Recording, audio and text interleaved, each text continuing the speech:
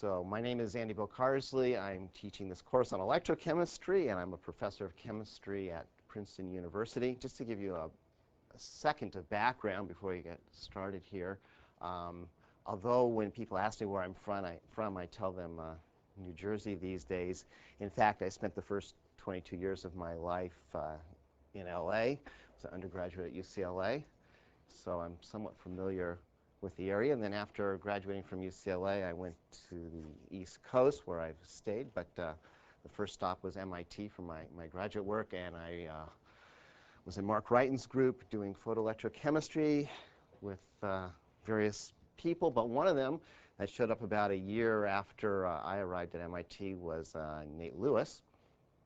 So I had the pleasure of teaching him a little bit about photoelectrochemistry, actually. And that is actually a subject that I'm going to try and stay away from this term. We're going to deal with the other aspects of electrochemistry, since Nate has a wonderful course going on if you want to hear about that. So we'll think about things that happen at metal electrodes and stay away from semiconductors, unless you want me to talk about semiconductors a little bit. I don't know. We can arrange that. What I'd like to do is, the course textbook is Bard and Faulkner's book, which is now in its second edition. This is a great book for learning the physical chemistry of electrochemistry. It's the second edition is much better in terms of examples, also actual real-life molecules that you might do something with. A dramatic improvement in the book there, so it's good from that. It's not really good if you wanted to kind of go into the lab and do an experiment and wanted to know, how do you do this, kind of a hands-on manual.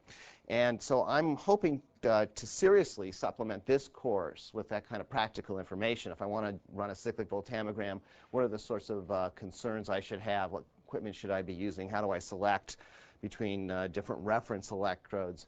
Issues like that. And I'm hoping that you will ask me questions, especially on that, as we go along, because that will cue me in that I maybe haven't told you as much practical information as I ought to be.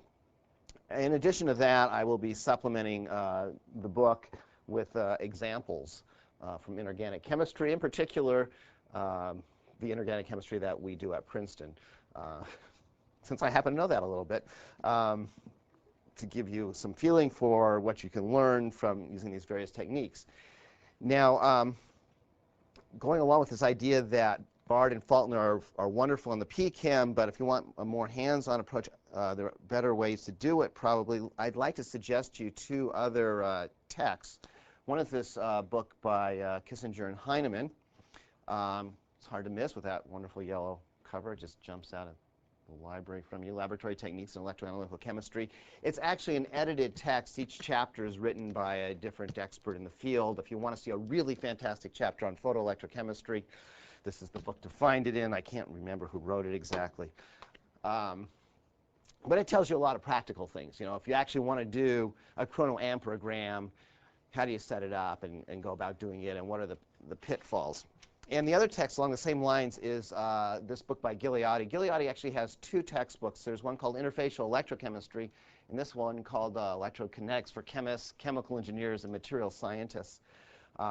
This is a really wonderful hands-on text. That is, the first half of the book is very physical chemistry. In fact, much more physical than even Bard gets, worrying about the details of the interface between an electrode and an electrolyte. What are the ions doing? What is sort of happening in terms of free energy and chemical potential? If you want a lot of detail, the first half is good for that. But what's really wonderful about this book, and also the other book that Gigliotti has out, the second half is actually the same, I believe, or very similar in the two texts, is the lab manual.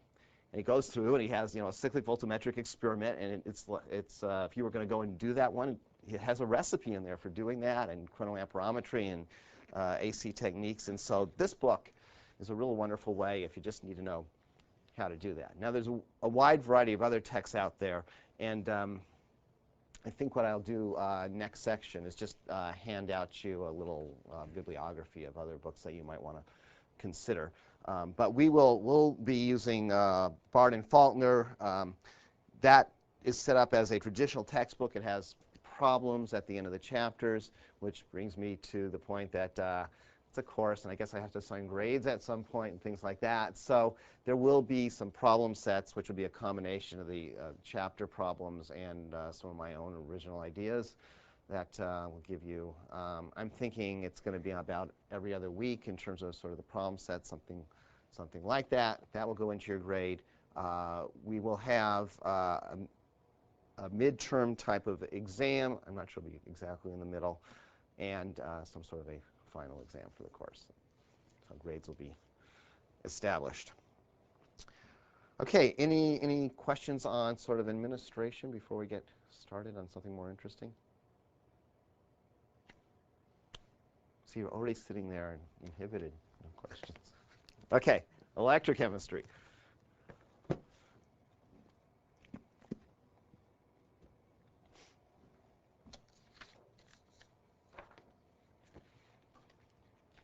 So let me take you back to freshman chemistry, which is hopefully the first place you saw electrochemistry, and remind you that a million years ago when you were taking your general chemistry course and you were introduced to charge transfer and electrochemistry, there was probably two things that you learned. And one of them was that you could oxidize and reduce molecules. That is, you could do electrosynthesis, essentially. So if you wanted to, for example, make chlorine, then you could take something like sodium chloride and you could oxidize that and make chlorine gas from that. And of course, you could do the reverse of that, and that's called the battery. That is, we could take something where the free energy for the reaction was going to be negative, and we could run the reaction in terms of two half cells and get it out. And then the other thing, presumably, that you learned, hopefully, was that there's this thing called the Nernst equation. I said that hopefully. I'm sure you've all learned about the Nernst equation, but I remember several years ago when I was teaching a junior level inorganic chemistry course, and I said, of course, you all saw this in freshman chemistry, and they all denied ever having seen this equation before in freshman chemistry, and most of them were in my freshman chemistry course. And I remember seeing it, but the point, besides the fact that people tend to forget this, is that the Nernst equation only tells you about potential and tells you about potential under equilibrium conditions. So in freshman chemistry, there really is no current. There's just potential. There's the potential from the Nernst equation, and then there obviously has to be a current flowing when you oxidize or reduce something in an electrosynthetic cell or a battery, but it's sort of ignored. You talk about it again in terms of free energy, and that is essentially potential. So the big idea that we want to introduce in this course really is that there's current and potential and that they both interact with each other. And if you understood that in its full details, then I wouldn't have to give the rest of the course, I suppose. Because that's really all there is in electrochemistry. So if we're going to take into account current also, besides building batteries, what else are we going to be able to do? That is, up till, let's say, about mid-1950s, really, electrochemistry really was the measurement of potentials and the use of the Nernst equation. And of course, you can get pretty far with that. You have pH electrodes and ion selective electrodes. You can determine redox potentials for various species, and from that you can get free energies out. So that's not a trivial point. In fact, the very first measurements of activity coefficients was done electrochemically, ferrocyanide. You have wonderful ways of getting your hands on delta H's in the lab. Right? You can do bomb calorimetry and things like that, but you don't have a delta G meter anywhere in the lab. The closest thing you have to a delta G meter is a voltmeter, right? You can measure potentials, and as you know, the free energy of a reaction, the potential are directly related within a few constants, namely Faraday's constant and the number of electrons that travel in the circuit. And so if you have a reaction that's amenable to electrochemical processing, your voltmeter gives you free energy. And so up between, say, the early 1900s and 1950, that was the big deal thing. You could measure free energies and hence chemical potentials and activities with electrochemistry. It was good news also because in that time period, people knew how to build voltmeters that were extremely sensitive. We build them the same way today. It's a coil of wire. They were not very good at building amp meters. That is, if you wanted to measure an amp or so, that was okay. But if you wanted to measure even a milliamp, actually, or not to mention a microamp or a picoamp, you were in big trouble. There was not a really precise way of doing that. In fact, if you go back when electricity was first ported into houses and the electrical company decided that they needed to be charged for the amount of electricity you used, is anybody aware of exactly how that was done? How they figured out how much electricity used? This even predates me, you'll be happy to know. But there were electrolysis cells on the outside of the house, and a little water in there, and they would split the water. And then, the guy who reads the meter would come around and look at the amount of gas generated over, the month. And since they knew how much electricity they were splitting off with electrolysis, that ratioed with the amount you were using. And based on the amount of gas generated, they could figure out how much electricity you used. So that you had really no good way of keeping track of numbers of electrons or rate of electrical use to start with. And it wasn't until we had things like transistors and nice integrated circuits and whatnot that you could get down to the precise measurements you needed for measuring current. So current came along a lot later, and it wasn't really until the 1950s that people started making good measurements on current. And so that aspect of electrochemistry has really lagged behind the measurement of potential. However, today we can do that, so that opens up a lot of other possibilities. The most obvious thing that it opens up is the measurement of current is a direct measurement of the rate of reaction. Faraday told us that every time an electron flows, that a redox event has taken place. It turns out it's a false statement, but it works pretty well. It worked for Faraday. We'll make a correction for that later on, maybe by the end of the hour. But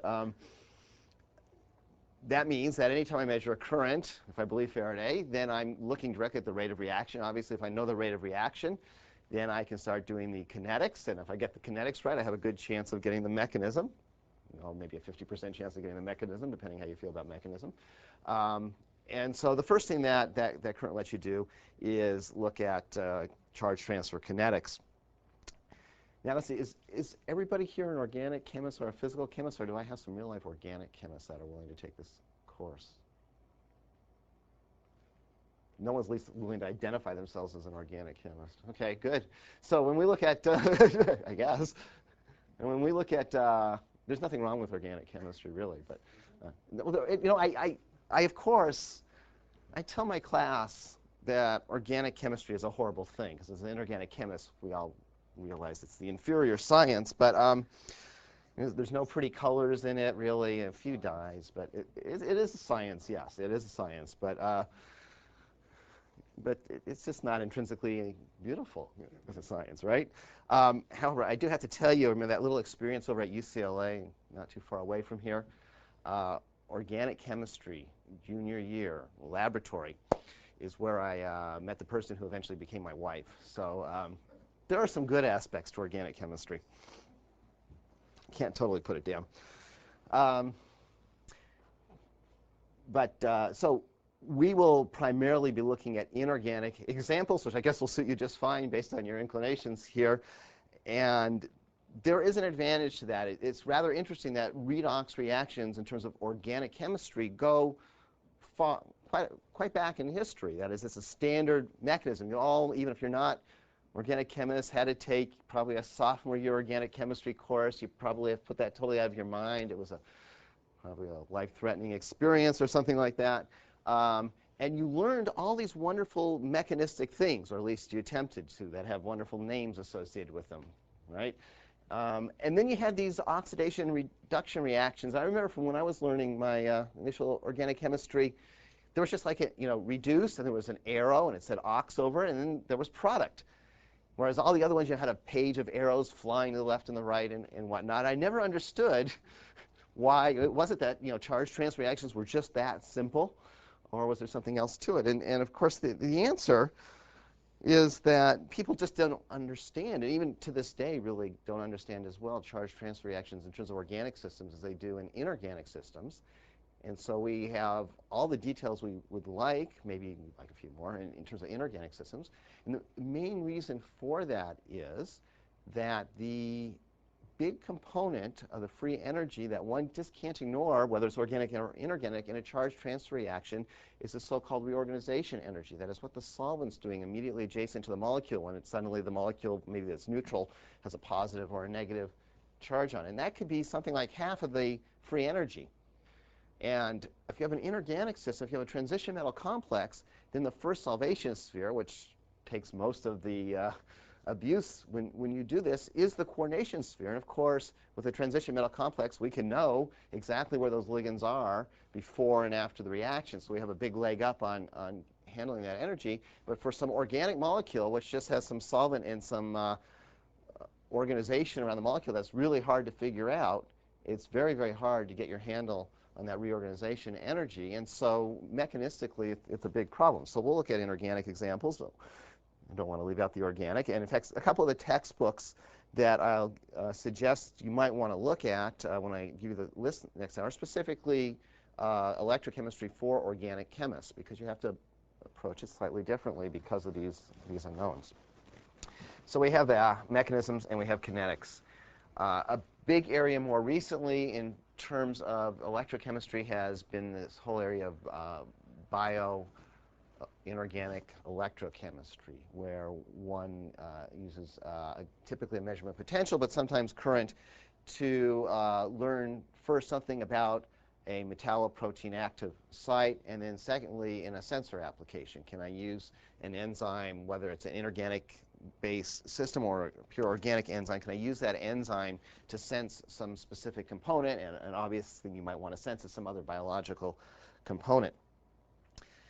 A third area that has been very active, say, over the last 20 years, I was just going to say 10 years. I was forgetting how old I am, but kind of going back to when I was in graduate school, is the area of chemically modified electrodes, where we're going to go and decorate the surface of an electrode with specific molecules to change the charge transfer dynamics at that interface. So we're going to either want to shut off certain reactions, or we want to catalyze other reactions, or add some level of specificity to how the electrode interacts with some analyte in carrying this out. Also along those lines, we can slip in energy conversion. I mentioned photoelectrochemistry earlier, and certainly modifying a semiconductor surface with a molecular species has been a very important approach in the conversion of light energy to electric energy. Likewise, there's been a variety of suggestions that one might modify the electrodes of a fuel cell, for example, so that you can improve charge transfer kinetics, and we'll want to look at that a little bit and see if that makes sense or not. We'll also want to think a little bit about what we mean when we say chemically modified surfaces. That is, on the one hand, if I take well, maybe one of my favorite pieces of material, silicon. I will slip into semiconductors, I guess, just for a second here. And I oxidize it, which is pretty easy to do by looking at it the wrong way. Then I'll end up with some silicon oxide on the surface, and maybe I'll even do it carefully and end up with a silicon oxide of pretty well-established stoichiometry. And some people would say, well, that's a chemically modified electrode. And I suppose it is in some sense, in that I've changed the surface, this chemistry. On the other hand, I might go and take some nice molecule like ferrocene and attach a hydrolytically unstable silane to that and use that to anchor the ferrocene to a wide variety of surfaces. And typically when people talk about a chemically modified surface, that's what they're talking about, where I have a well-defined molecular species that has certain properties that I want to take advantage of, and I'm going to put that on the surface. So in other words, I'm taking, if you will, the interfacial or the solid-state properties of the electrode, and I'm going to endow them with some sort of molecular specificity, as opposed to the silicon oxide example that I gave you. And then finally, I should mention electrosynthesis. I mentioned that as a very old technique, but it is a new technique also in that there are a couple of species that are made electrosynthetically and not much else. It hasn't made many inroads. So my example of making chlorine actually is an old one and an industrially important one. Chloralkali process in which you get chlorine and sodium hydroxide from brine solution. Beyond that, the monomer that Monsanto utilizes for making nylon is electrosynthesized. And there's one or two other molecules, and that's it. So of all the things that you might make electrosynthetically, there's very little that really is from kind of an industrial, pragmatic point of view. And so development in that area is worth considering. Okay, so that's where we're headed. We're going to focus, again, most of our time on kinetics and mechanism this term, and then out of that, sensor applications will grow, and energy conversion applications. So let's get started. First, we need some vocabulary. Let's start off with the electrolyte. Everybody knows what an electrolyte is, hopefully, but let me point out that there's this other term, supporting electrolyte, okay, which is a little confusing. The electrolyte includes a solvent plus a salt. The supporting electrolyte is the salt that we're adding. That is, anytime we're going to do electrochemistry, we need some ions around. That's the supporting electrolyte. One would like to choose those ions, that supporting electrolyte, so it's the so-called spectator ions in the system. It's innocent, but that's not a given. And I will show you examples where things that, like sodium chloride, that you would think were just going along for the ride, in fact, are controlling the situation. So one wants to be a little bit careful in this whole supporting electrolyte discussion. Typically, from a practical point of view, we would want to get the supporting electrolyte concentration up to something like 1/10 of a molar. It's really nice. You can get away with a little bit less depending on what you're doing, and it might go all the way up to 1 molar. The other obvious thing from a pragmatic point of view to say about the supporting electrolyte is simply getting it dissolved isn't good enough. You have to get it dissociated. That is, you can take a salt like tetrabutyl ammonium perchlorate, which is a wonderful supporting electrolyte when you're doing non-aqueous work, and you can dissolve it in acetonitrile, and it'll go in at close to 1 molar concentration, and you'll have a wonderful electrolyte system.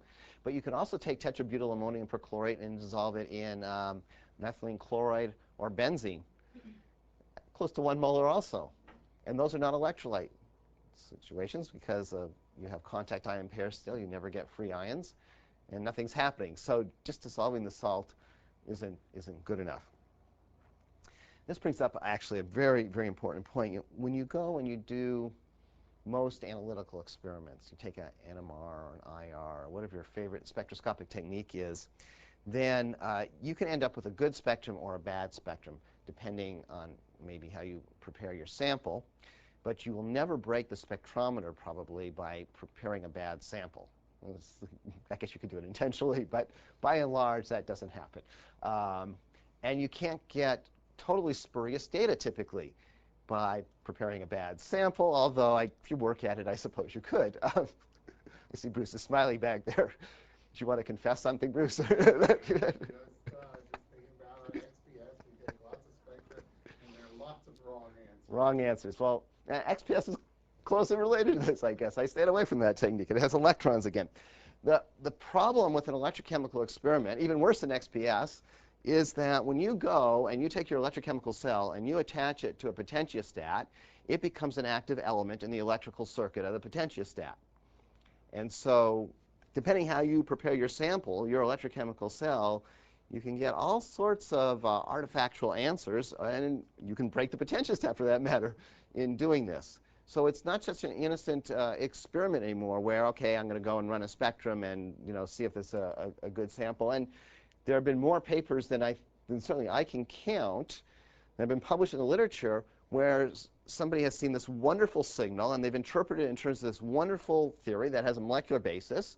And in fact, what they were seeing had nothing to do with what the molecules per se were doing in their electrochemical cell, but simply the fact that you have resistors and capacitors in your potentiostat. Your cell, for all intents and purposes, looks like a series of resistors and capacitors, and they had simply inadvertently modified their circuitry. Okay? If you went into an NMR or even an XPS and you tore out the electronic guts and put in your own motherboard, then you might guess that things would change. And what you need to remember when you're doing an electrochemical experiment is every time you connect your cell up, that's what you're doing. So one has to wonder whether what you observe is actually a molecular phenomena or is something else. And the supporting electrolyte issue is a very good example, because I can make the resistance of my electrochemical cell exceptionally large, either by forgetting to put in the supporting electrolyte or utilizing a solvent where I'm not getting much dissociation. Okay, I can fool myself. Yes? Can the amount of electrolyte that you put in there, can I shift your solvent windows at all? Oh, absolutely. Yeah, shift your solvent windows, shift your capacitance, I haven't mentioned yet, as well as your resistance. Um, but sometimes the electrolyte, I said you would like something that's innocent and it's just spectator ions, but if you're going for a big solvent window, often you can hit the potentials where you're going to oxidize or reduce the supporting electrolyte. Okay. In effect, it's also this capacitance, which may shift your window some also. Okay.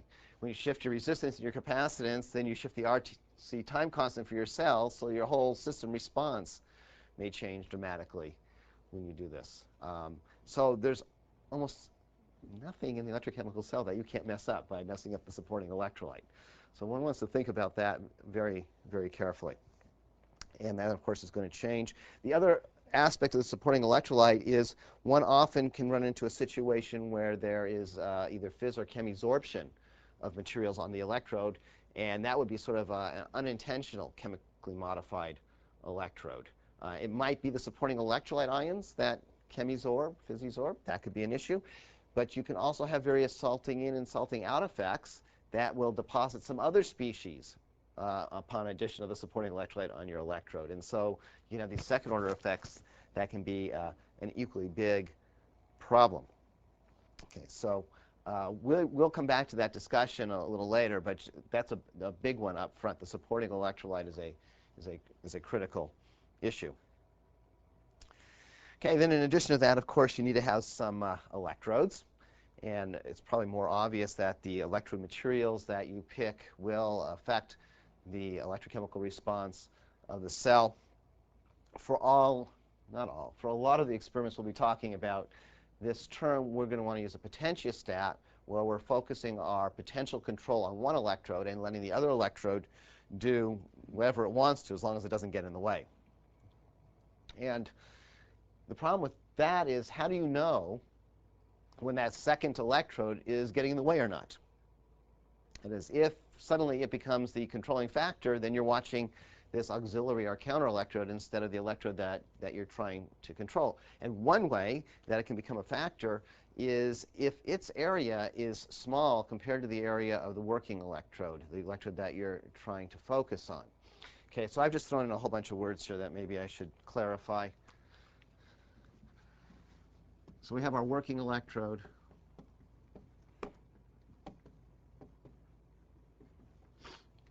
That's going to be the electrode that has potential control.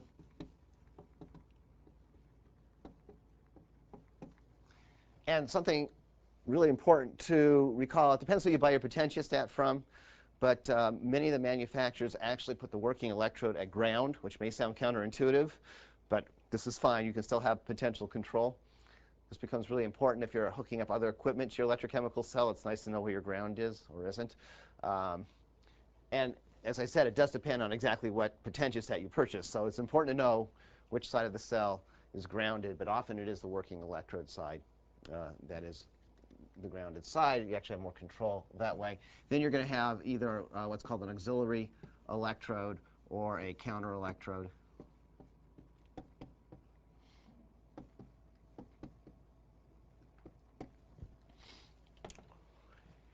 And as I was saying, you don't want that electrode to become limiting in any way. And the easiest way to have that become a limitation is make the area of this electrode small compared to the area of the working electrode.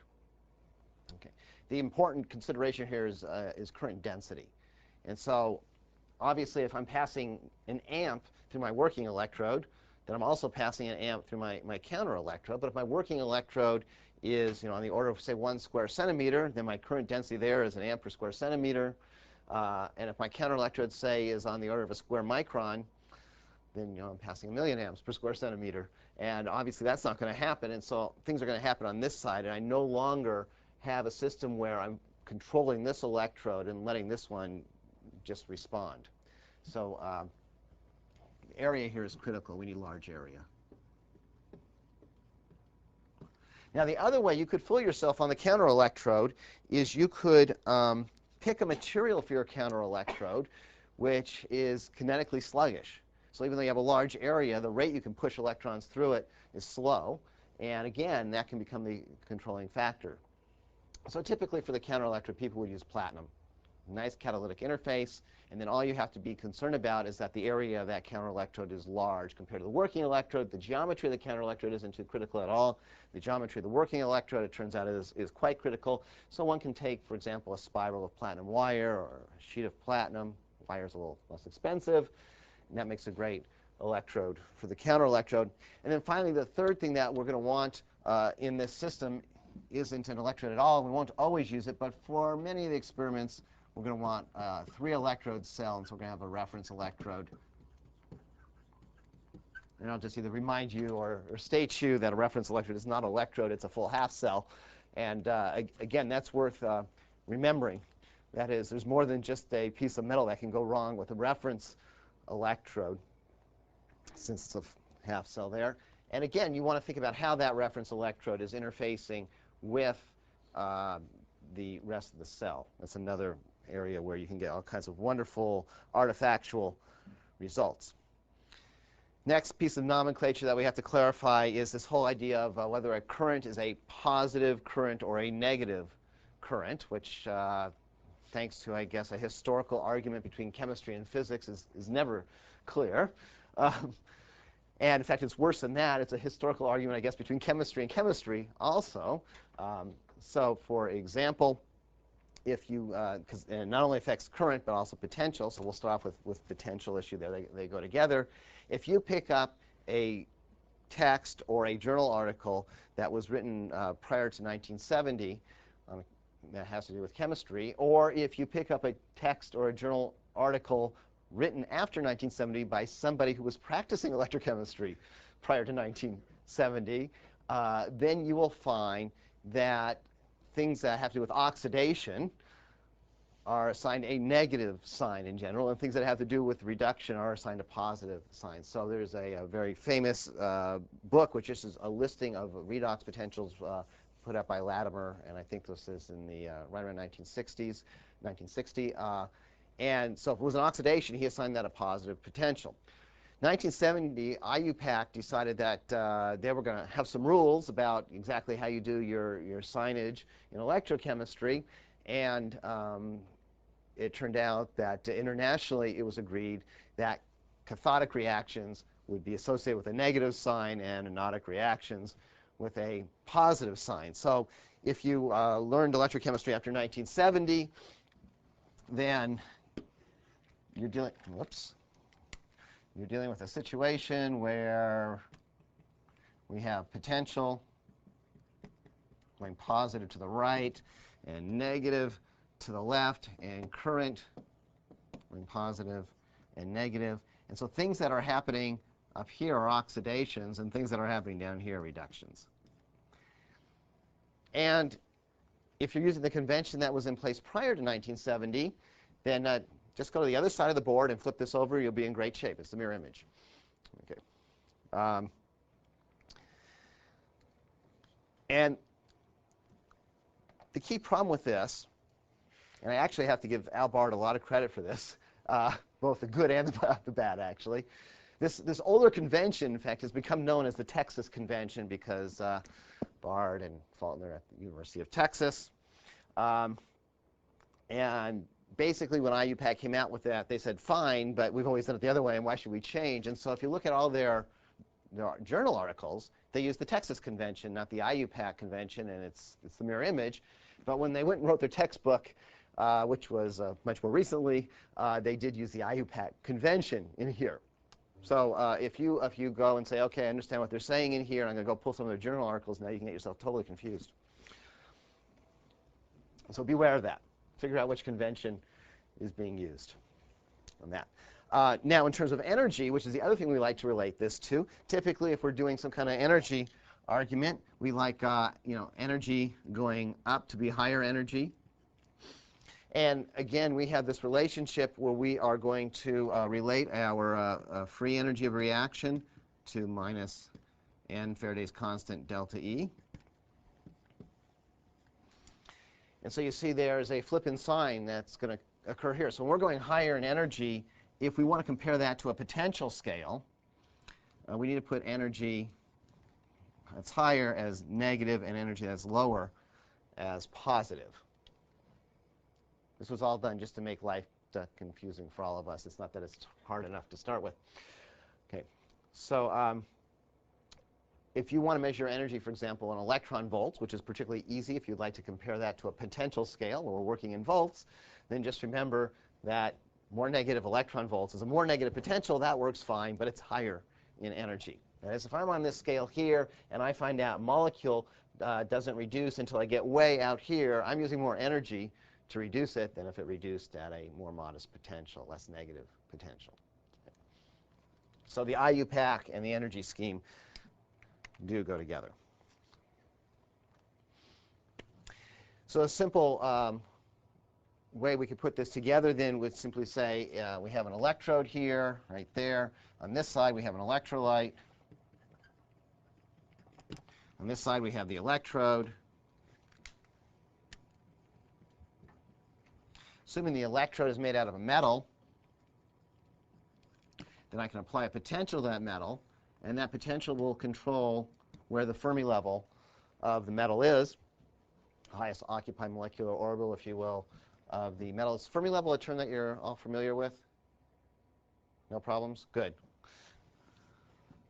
So I have a bunch of filled states below that, a bunch of empty states above that. Of course, I get to move that around by applying a potential back here. Out in the electrolyte, I have some molecule that has highest occupied orbital and an unoccupied orbital. And the simple argument is that if I am energetically at a potential where electrons can flow into an empty orbital, which can't happen right here, then a charge transfer will take place. So that's not possible because I have totally filled states here. So I'm going to have to move my Fermi level positive in order for that to occur. That's the oxidation. Right? On the other hand, if I want to populate this molecule out here with an electron, obviously the first orbital I could put that electron in is something up here. And again, that's going to require an electron over here of similar energy or higher energy. And I have nothing over here, so there's no way I can do that right now. But if I move my Fermi level more negative, then I will populate the states below it, and I can get the reduction to occur. So this IUPAC formalism and this concept of energy flow work together.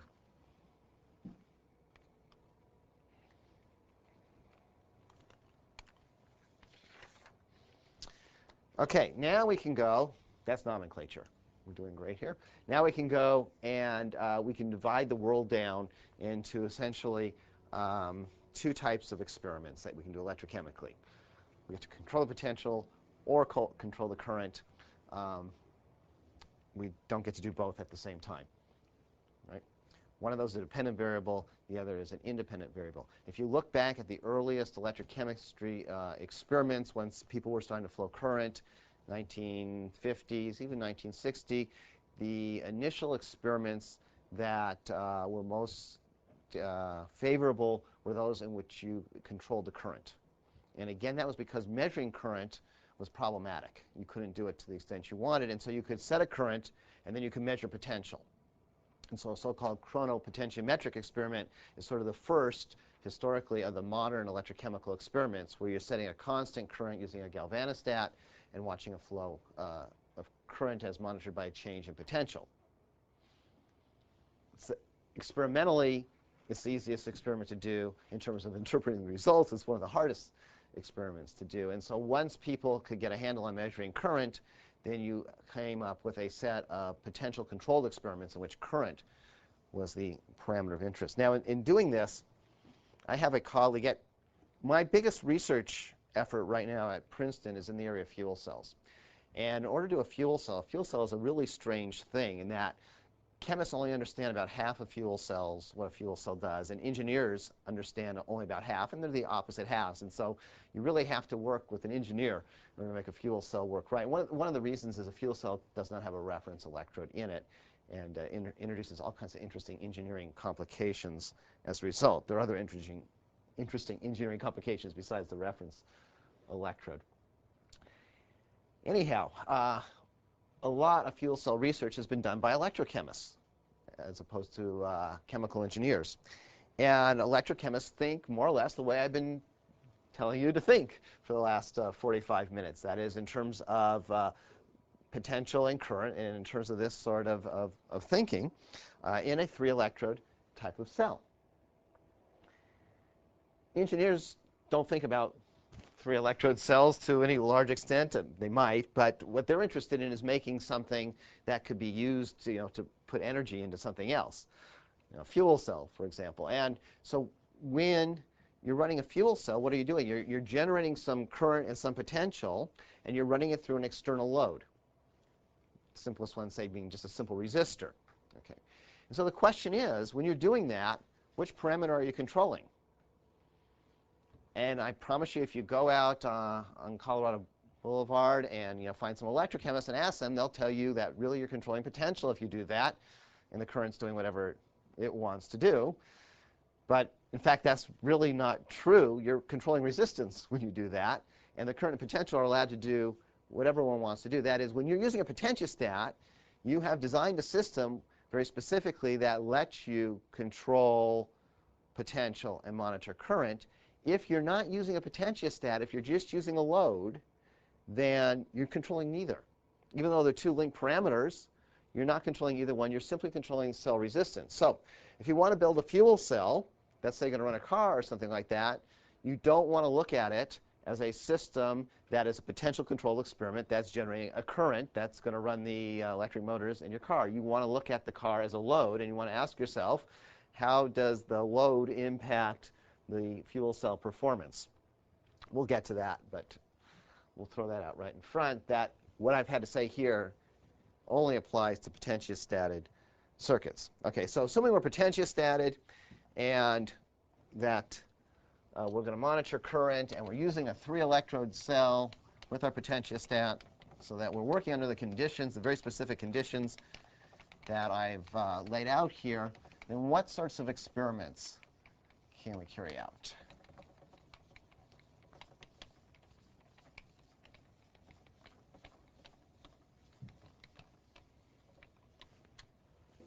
Let's start over fresh here.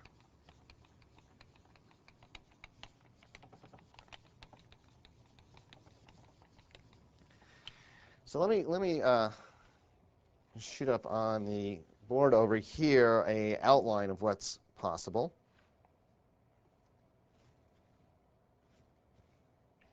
Well, my machine has been sleeping too long there. Okay.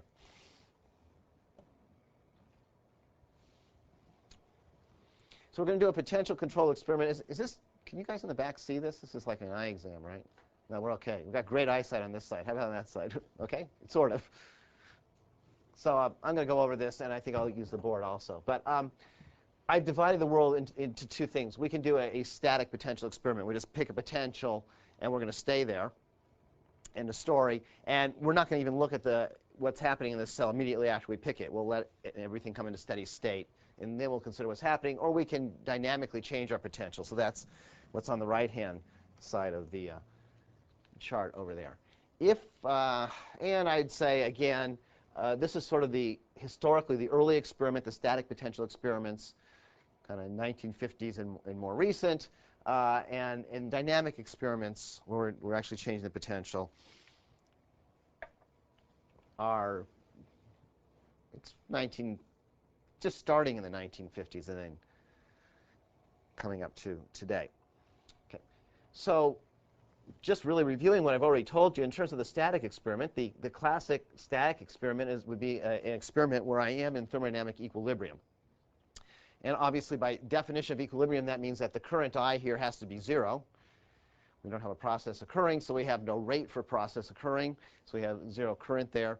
And again, that would lead us to something like the Nernst equation over here.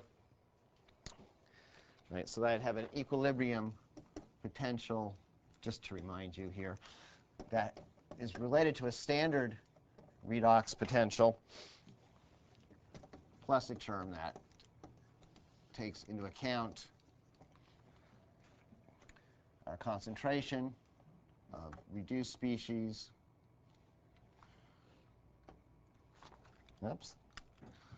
There we go. Reduced over a concentration of oxidized. And let me just remind you, when Nernst wrote this down originally, He didn't use a natural logarithm. He used a base 10 log, so you have to throw in a factor of 2.3.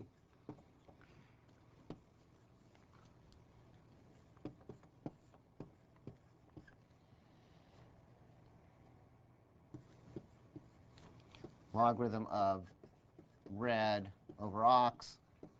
So instead of writing concentration and whatnot down all the time, I'm going to talk about reduced over oxidized as red over ox for the rest of the term, and take you back to that discussion we had a couple minutes ago about IUPAC. In making that sign convention, what they were essentially saying is that the standard way you will write out all reactions, all half reaction, is as a reduction reaction. So again, if you go back to Latimer's book, then all the half-cell reactions are oxidation reactions in Latimer's book. If you go more recently, Bard and Parsons put out a more up-to-date compilation of redox potentials, a wonderful book that has just about every redox potential you could think of in the world in it.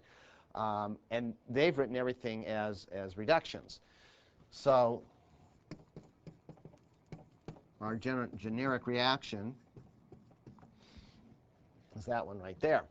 If we are operating at room temperature, then this term right here is 59 millivolts divided by n, the number of electrons that transfers.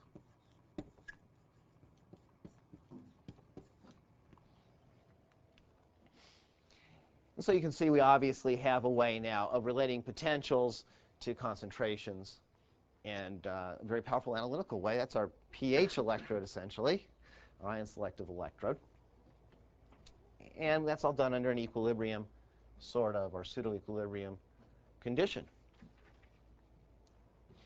On the other hand, holding the potential static doesn't mean that current doesn't have to flow. That is, when we don't do a measurement like this, we use a high impedance system to ensure that current doesn't flow. But we can let current flow in these systems. Obviously, the Nernst equation isn't going to apply then. And then when we have current flowing, we have two options. We can have very fast charge transfer kinetics.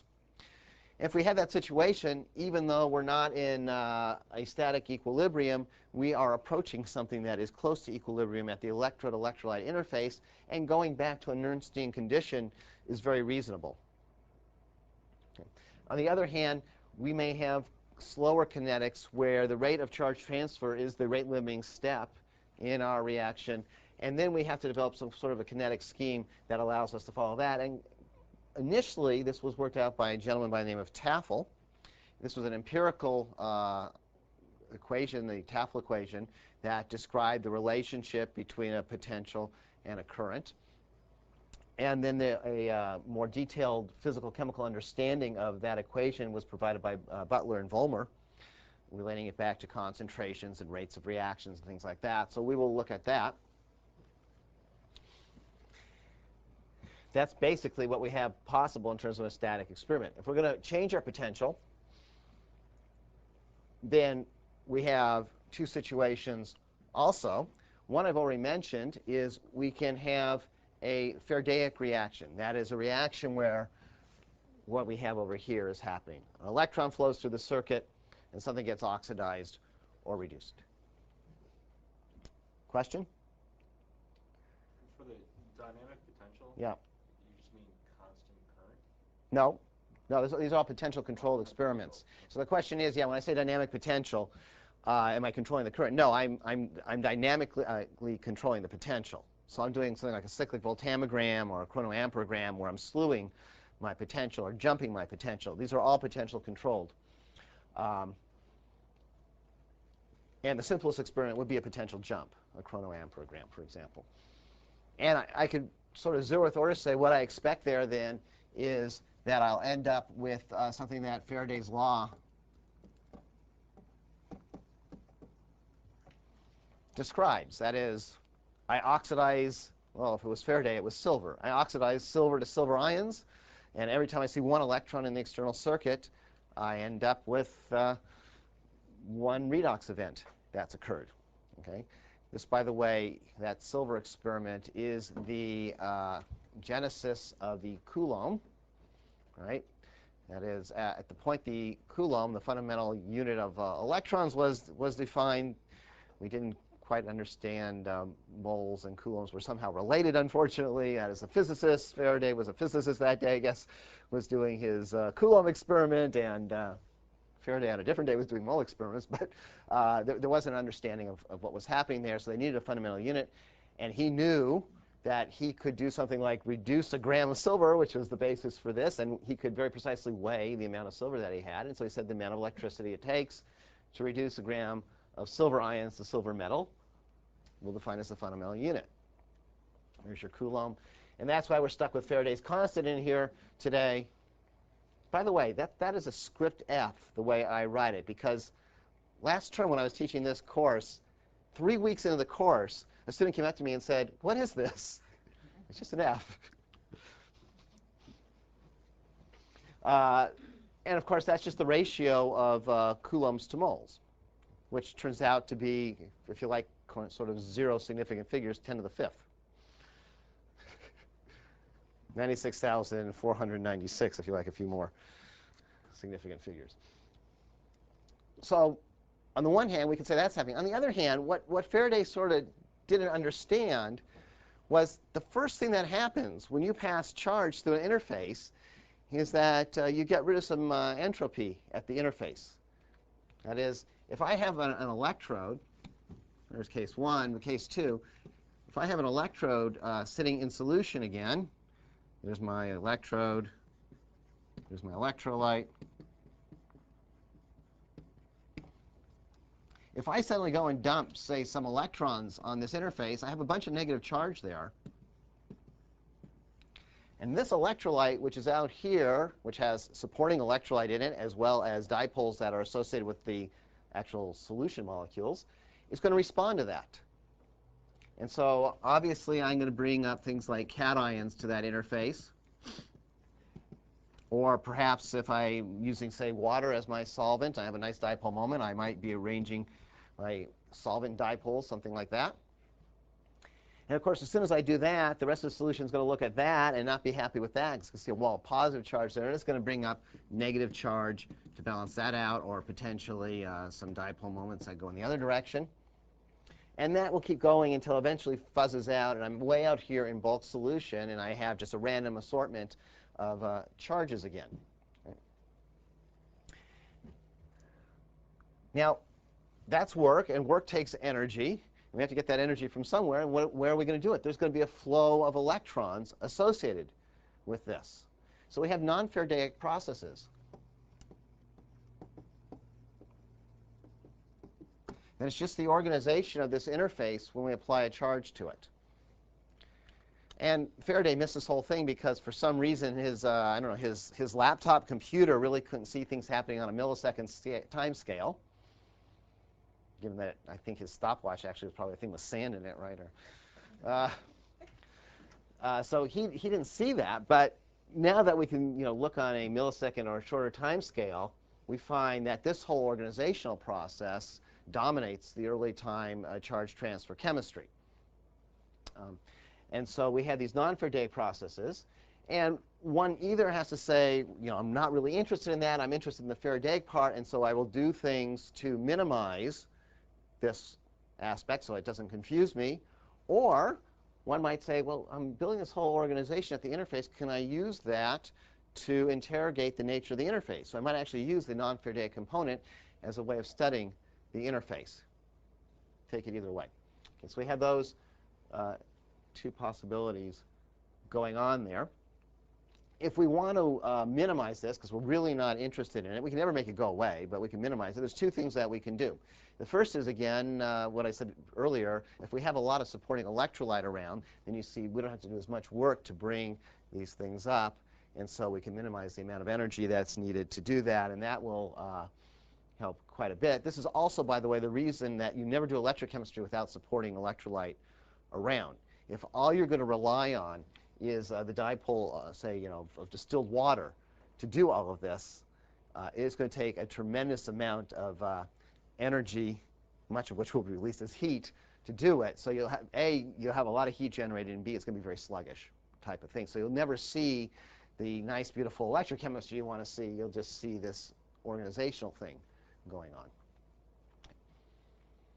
Another way we might do this is simply say, okay, for the conditions that we're operating under, we know that it's going to take 4 milliseconds for the interface to organize itself, and so we'll just look later in time than that. Or we know for the first 4 milliseconds there's something going on here, and so we will somehow deconvolute that process because we want to look in that 4 millisecond time window. Now, if we want to do that, then you simply have to realize that that interface, for all intents and purposes, looks like a parallel plate capacitor. Okay. And so we could describe this process of building up this so-called double layer as the charging of and discharging of a parallel plate capacitor.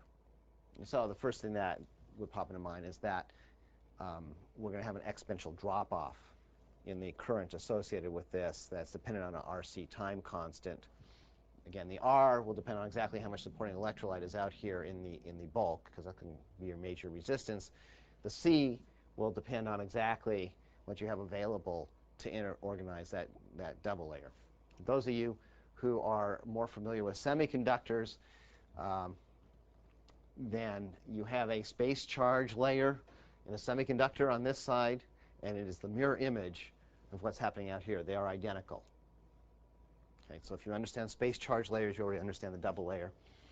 If you don't, you understand neither, I guess. But we'll get back to that in a couple minutes. Okay, so we have a non-Faradaic response. We have a Faradaic response. If we're doing a Faradaic response, then we can talk about kinetics again, and we can divide the world down into fast and slow charge transfer kinetics through the interface. And as I said before, if it's fast, then at the interface, even though we are not officially in equilibrium, obviously, because current is flowing, we're going to have a situation, since the rate-limiting step is not the charge transfer itself, that the Nernst equation applies. That'll be a pseudo-equilibrium situation that we could use to define what the interface looks like. What will presumably be limiting, and what typically is limiting when we have fast charge transfer kinetics, then, is bringing up molecules from out in solution to be oxidized or reduced at this interface. And typically, we would set up a situation where that's a diffusion-controlled process. More generally, we can say it's certainly a mass transport-controlled process. Okay, so by taking the Nernst equation as a boundary condition along with whatever mass transport we're using, then we define what's happening in terms of a fast charge transfer reaction. If it's a slow charge transfer reaction, then obviously we're never in an equilibrium situation. That is, I'm talking about the heterogeneous charge transfer of electrons across the semiconductor electrolyte interface. And now we need some sort of a kinetic statement, such as Butler-Volmer, that will define what's happening there. So when we're fast, we're Nernstian plus mass transfer control. And when we're slow, it's charge transfer kinetics.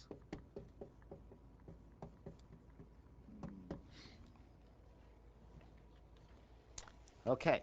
Doing okay? Everybody's hanging in there? Okay, so let's start off with, since this non-Faradaic business has to occur whether we have a Faradaic process or not, let's look at that. Yeah, so we understand what it can do for us or what it can do to us. Let me just show you, in terms of some experimental data, what I'm talking about here. This actually, there's two purposes for this. First one is, I actually took this data, so you should be really impressed that I can use an oscilloscope. And it was sort of circa 1980. It was at Princeton already, though. So, but we didn't really have computers yet, so it's just Polaroid on the oscilloscope. Wonderful old technology. Look at that. Even today, you know, I haven't inadvertently had a gamma ray come through here and erase my data. Never lost it. The second is what I have here. This is an acetonitrile electrolyte, so fairly high resistance. I have tetrabutyl ammonium perchlorate, and there's a supporting electrolyte. My box here is a 2 millisecond box with a 1 milliamp full scale. And I'm doing a potential step experiment here, a chronoamperometric experiment. And so I start down here, and I jump up here, and I get this response. As you can see, in this system, I have a millimolar of ferrocene in solution. So I'm looking at the oxidation of the ferrocene. Experiment down here, exactly the same experiment with the same electrodes. Nothing has changed. This potential jump happens to be a 0.6 volt jump. I'm doing a 0.6 volt jump down here. The only difference is I didn't put the ferrocene into the cell. And there's your current response. Okay. And you can see just qualitatively, they're different. Exactly the same cell. In fact, it really is exactly the same cell because I didn't do it the way I just told you I did it. What I did over here is I jumped through a 600 millivolt window where I knew ferrocene would go from its reduced state to its oxidized state. And over here, I jumped through the same 600 millivolt window, but I picked a region where ferrocene was going to stay in its reduced state. There was not going to be any charge transfer chemistry. So I was certain whatever interesting structure I had at the interface didn't change because I changed the electrolyte or anything like that. And yet you get this very different response. What probably you can't tell for certain by eye is that is an exponential decrease in the current right there. In fact, you can take that curve and you can back out that I have 85 ohms of resistance there and a capacitance that's about 2.3 microfarads. If you need a ballpark number for just about any metal electrode, it's about 20 microfarads per square centimeter of electrode. It's about a tenth of a square centimeter that I have there, so it works right. So if you, great rule of thumb, if you just need to have a guess at the RC time constant, 20 microfarads per square centimeter. And in this particular cell, I get a RC time constant of 0.2 milliseconds when I carry out that experiment.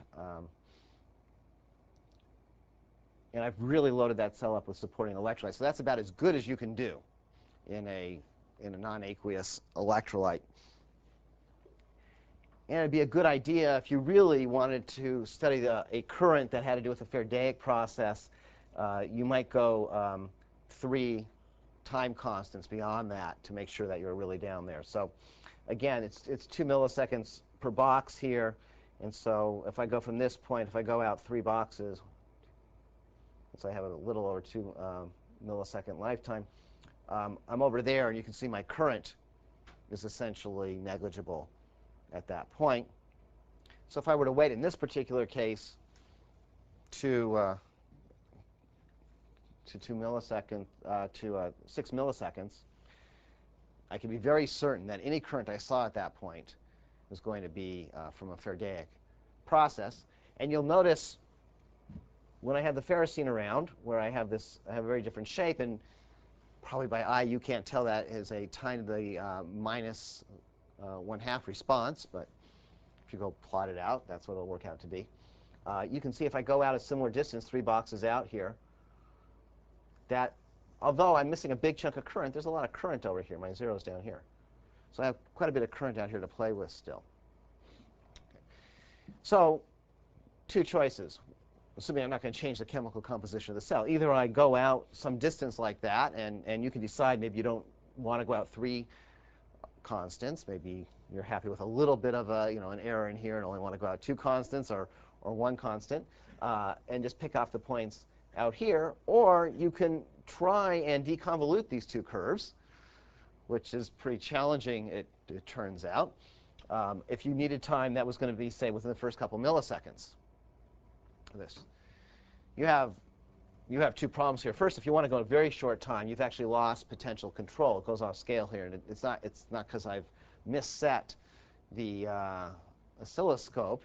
It's going off scale because you lose potential control in the very earliest time period, and you have to wait for the potentiostat to get back and reestablish the potential that you're dealing with.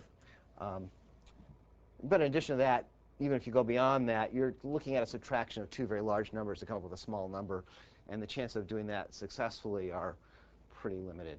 So you'd have to have an exceptionally good data set in order to do that deconvolution. Now the other way, by the way, to make this whole thing faster, if you need to, is to have a smaller current flowing.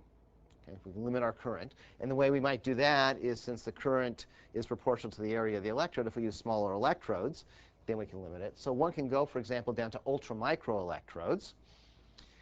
These would be electrodes that, say, if we were looking at a circular electrode, would have a diameter of 10 microns or less.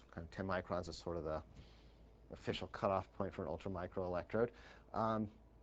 and we get a lot less current flowing through the system. We'd be talking about picoamps of current, and much faster charge transfer process could be followed as a result of just that small current. Also, by having this smaller area, our RC time constant is dropping way down because the capacitance, remember, is 20 microfarads per square centimeter. And if I drop down to a minor fraction of a square centimeter, then RC is wonderful. Okay, so that's what we're talking about from a very physical point of view. Now, what's actually happening here when I go and do this? And grossly, this is what's happening. But of course, that graph right there doesn't tell us anything about what the ions are doing. It tells us that we have a complex current potential relationship that's involved there. So once this thing is set up, what do I have? That is, when I'm out here because I've developed this whole structure in here, and it's there now. That double layer is there. And so exactly what do I have? And I will just tell you, we can divide that double layer into two regions. Now let's divide it, the double layer into two regions. But let me go out here and remind you that there is a bulk electrolyte out there with random ions and solvent around. And that we have this double layer structure.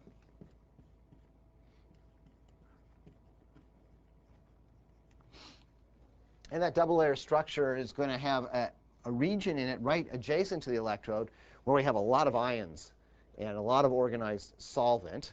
And that's called the compact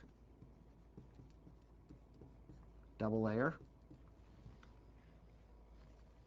And often this plane here is referred to as the inner Helmholtz plane. And that typically is about what I've drawn there. It's about 2 molecular layers thick. You have a lot of organization in the first 2 molecular layers. Then after that, you get into this region where you have some organization, but not really like I've shown you there. And that is the diffuse double layer. And then that goes out to the outer Helmholtz plane, at which point we arbitrarily say we have bulk solution. If I was to look at that now, not in terms of where the ions are, but in terms of the potential, if I'm measuring potential versus distance, then what I'm telling you is I start off right at the electrode at 0, and I've applied some potential, or the electrode has established some potential phi, and that's what it is. Somehow it's established. And then let me call that phi sub m, yes. In fact, you know what I'd like to do, actually? Let me reverse this whole thing. Let me put my metal potential down here. That is my electrode potential right down here.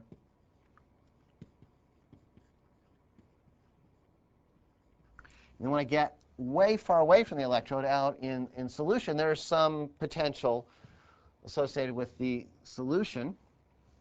So phi sub s up there. So I'm going to start over here. I'm going to end up, or rather, I'm going to start over here. So I'm going to end up over here. And that potential drop has to occur through this double layer. So I'm going to get a very steep potential drop. That's going to take me to the through the inner Helmholtz plane, IHP, inner Helmholtz plane, and then a smoother drop off in potential until I get out here to the outer Helmholtz plane, OHP. So I'm dropping a huge potential across that double layer. Yes? What's the subscript on the lower? This is an M for metal. Okay, potential of the metal, potential of the solution. And I'm going to have to apologize in that I'm not used to quite such small board space, and things are getting congested there. Pardon? The IHP is the IHP, the inner Helmholtz plane right here. Right, so you're dropping a large amount of potential there. You drop a lot of potential over a short distance. You're dropping quite a bit of potential here also, but over a larger distance. And again, exactly what those numbers are depends on exactly what your solvent is, what your supporting electrolyte is. But this is, these are fairly large numbers. So for example, there was an experiment that was first done in the early 1980s where carbon monoxide was chemisorbed onto a platinum electrode in an electrochemical cell. And the IR spectrum, the CO, was observed, and as a function of the electrode potential. So we're not doing any charge transfer chemistry. CO is just sitting there, and what it's experiencing is whatever's happening out here in terms of all this organization. And what you observe is as you change the electrode potential away from the so-called point of zero charge, as there is some potential on this electrode where this potential and this potential happen to be the same. And if I find that, then there is no potential drop across this thing. So we have, and therefore there are no ions, in other words, that are generating an ion gradient out here. So that's the point of zero charge. I have nothing ionically physisorbed onto that surface. So if I can find that point, presumably the CO is just like a CO bound to a platinum in a platinum complex. And then as I apply a potential, I'm doing all this stuff, move away from the point of zero charge. And one observes experimentally that the vibrational frequency of the CO shifts. So the question, is actually somewhat debated now, but not as much, is what does that shift do to the fact that I had this huge electric field here? Is this a Stark effect spectrum where I've taken CO, and if I taken CO and I put it, across two plates in a Bruce-type experiment, actually, right? I'd see shifts in CO as I apply a big electric field to that system. So am I doing that? Or is this an effect that's due to the pi back bonding of the CO? That is, as I change the potential on the electrode, not only am I doing all of this stuff, but again, I'm moving the Fermi level of the electrode around. And so I may be pushing electron density into the pi star orbital of the CO and changing the bond order of the CO. So there's a huge debate about this to start with. Actually, initially there wasn't a huge debate because it was a bunch of inorganic chemists. They said, oh, obviously it's back bonding, and you're changing the bond order of the CO because that's what inorganic chemists think about. And then other people came along and said, well, this is a possibility also. And the truth is some of both, actually. That's what's going on there. So, but this is a big effect. You can subject a molecule to a field of 1,000,000 volts per centimeter at an interface. It's a non-trivial thing.